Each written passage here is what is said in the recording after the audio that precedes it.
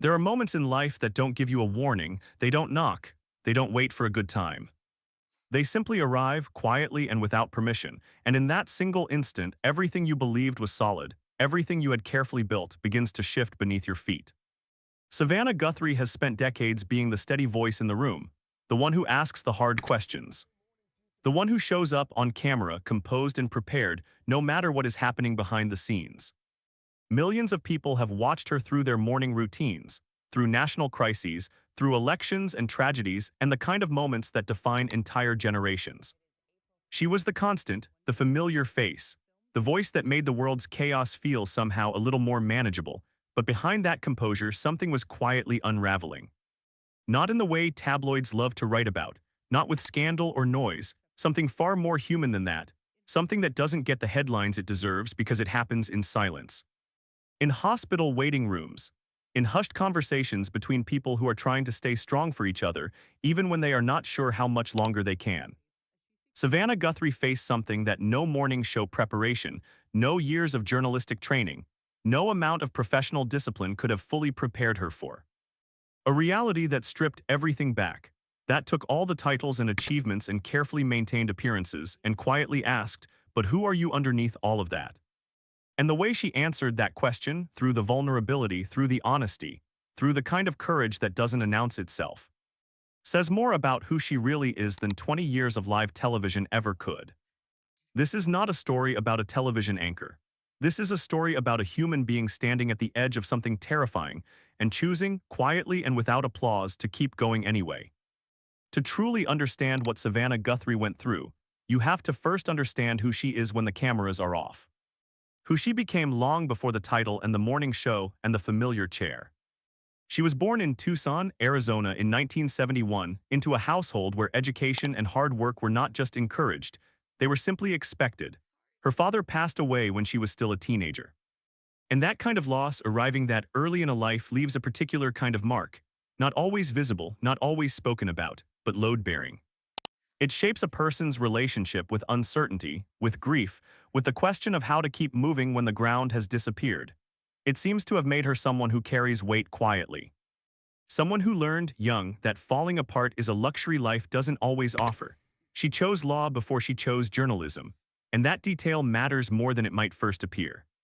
The legal mind is built for precision, for withholding judgment until the full picture is in front of you, for asking sharp, specific questions when everyone else is reaching for emotional reactions. That discipline followed her into broadcasting, sharpening her instincts in ways that would define her career.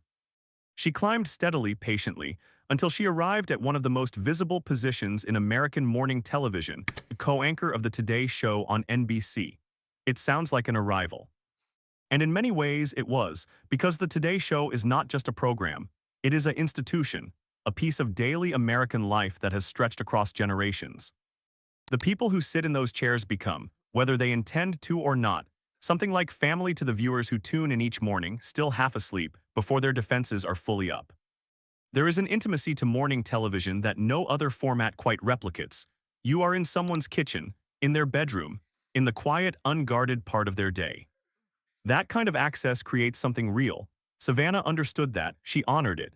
And over the years, she became someone people genuinely trusted not just as a journalist but as a presence. Warm, grounded, human in a way you can't manufacture. Her personal life carried its own journey. She married attorney Michael Feldman in 2014, later than she had perhaps imagined. She became a mother in her early 40s, first to a daughter, Vale, and then to a son, Charlie.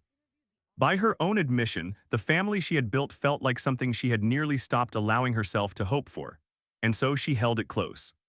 She spoke about her children with a warmth that could not be rehearsed, could not be polished for broadcast. It was simply real. Then life, as it so often does, reminded her how little warning it gives before it changes everything. By any visible measure, Savannah Guthrie had built something remarkable. Something that most people who enter the world of broadcasting spend their entire careers reaching toward and never quite touch. The morning television landscape is not a forgiving place. It runs on a schedule that defies natural human rhythm. Early calls, long preparation, constant presence under lights that never seem to dim. There is no room in that environment for the ordinary bad days that ordinary people are quietly allowed to have. You show up, you perform. You hold the space for millions of people who are counting on you to be steady, even on the days when you are not. She did all of that consistently, year after year. But what the professional narrative tends to flatten is the parallel life she was building alongside it. The quieter one, the one that never made the 8 a.m. broadcast. She had become a mother at an age when many of her peers were already watching their own children leave home. That timing brought its own particular texture, a kind of fierce and almost startled gratitude, the feeling of receiving something you had privately begun to grieve. She had interviewed presidents. She had covered disasters and wars and the moments that history would remember. And yet, by her own reflection, none of it had prepared her for the specific and overwhelming weight of loving her children the way she did. She spoke openly about her faith, which is not something journalists in her position typically choose to do. For Savannah, it did not appear performative, it seemed structural. Something genuinely load-bearing in the architecture of her life. A quiet place she returned to when the professional noise grew too loud to think through. And in television, the noise is always there. She navigated professional tensions with the kind of measured steadiness her legal background had probably helped build. When colleagues departed, when formats shifted, when the culture around morning television began changing in ways that no one had fully anticipated, through all of it she remained visible, present, constant. There is a particular kind of strength in simply showing up, not the dramatic kind that gets celebrated in speeches or written about in profiles, but the quiet, daily kind. The kind that looks like nothing extraordinary from the outside because it just looks like Tuesday, and then Wednesday, and then Thursday again. That was Savannah Guthrie until something changed. It started the way these things often do, with something small enough to explain away. A change in her vision, not dramatic at first. The kind of thing you might attribute to exhaustion, to too many hours in front of screens, to the specific fluorescent fatigue of a television studio. She had spent years under those lights. It would have been entirely reasonable to dismiss it, to tell herself it was nothing, to keep moving. But she didn't. According to reports she later shared publicly, she noticed that something was off with her eyesight in a way that persisted past the point where a good night's sleep would fix it. And being the precise, evidence-oriented person that she is, she paid attention to that. She chose to seek answers rather than avoid them. That choice, as quiet and simple as it sounds, would turn out to matter enormously. What she learned changed the shape of the months that followed. She had a detached retina. A condition that, without swift and proper treatment, carries a very real risk of permanent vision loss. In the careful, delicate architecture of the human eye, a detached retina is not a discomfort to be managed. It is a medical emergency. And Savannah Guthrie was living inside one, while also preparing for broadcasts, raising 2 young children, and carrying everything else a life at that level demands. Then, before she had fully absorbed the reality of that, it happened again. In the other eye, let that sit for a moment. Because her career, the career she had built across decades, the career that placed her in front of millions of people every morning, is a visual one in the most literal sense. She reads. She observes, she watches the faces of the people she is interviewing for the small, telling flickers of truth. Her eyes are not peripheral to her work, they are the work. And here she was, facing the possibility that she might lose them. The procedures she underwent were serious. The recovery was not straightforward.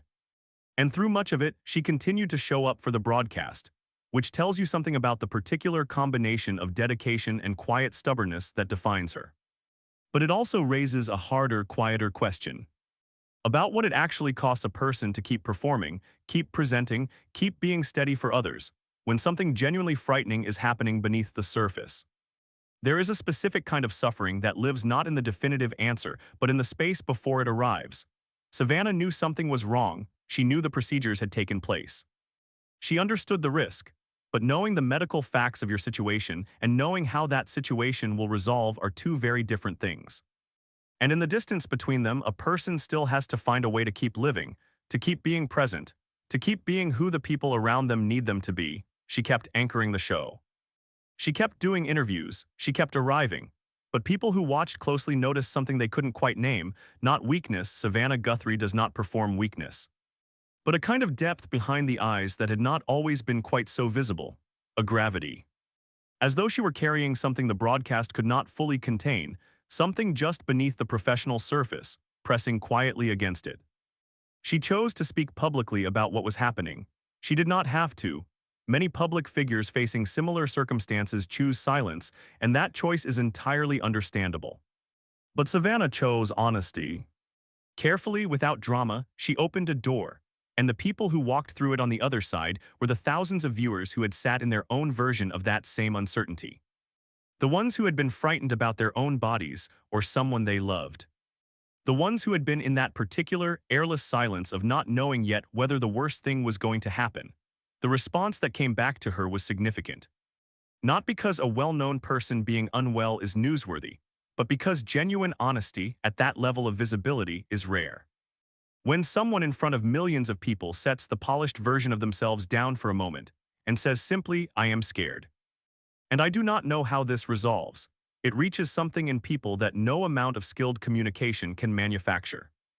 Her faith appeared to anchor her through this period. She spoke about prayer in interviews, not as a coping mechanism or a comfortable phrase, but as something practiced and returned to with real consistency, even in the stretches where the answers she was hoping for had not yet arrived. And through all of it, she was also a mother. Vale and Charlie were small.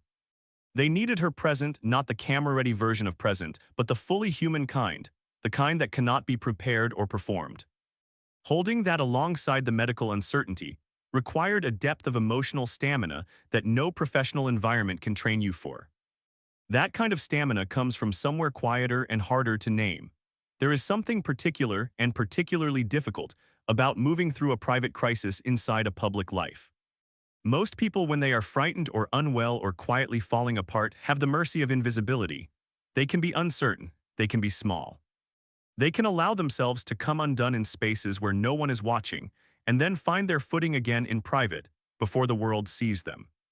That option is not available when your face is on television every morning, when millions of people are watching.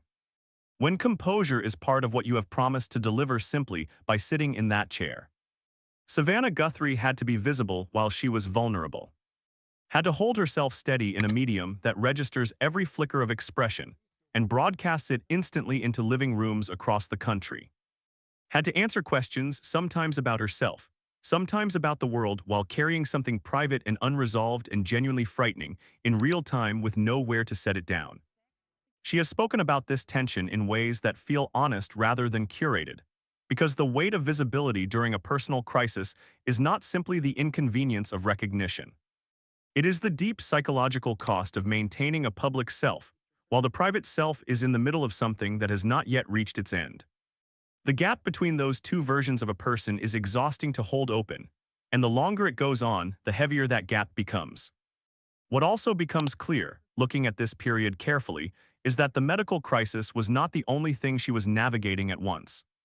She was also working through what it means to be strong for others when you are the one who most needs strength, for her viewers, for her colleagues, for her children who were watching their mother move through something difficult and trying, in their own small and instinctive way, to make sense of it.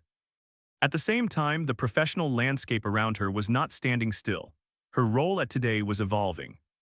The broader media environment was shifting, with the kind of institutional uncertainty that no one in the industry had been fully prepared for. The world she had given decades of her life to was transforming, and the questions of where individuals find themselves within that transformation do not pause politely to wait for a better moment. She was carrying the personal and the professional together, and doing so without visible collapse.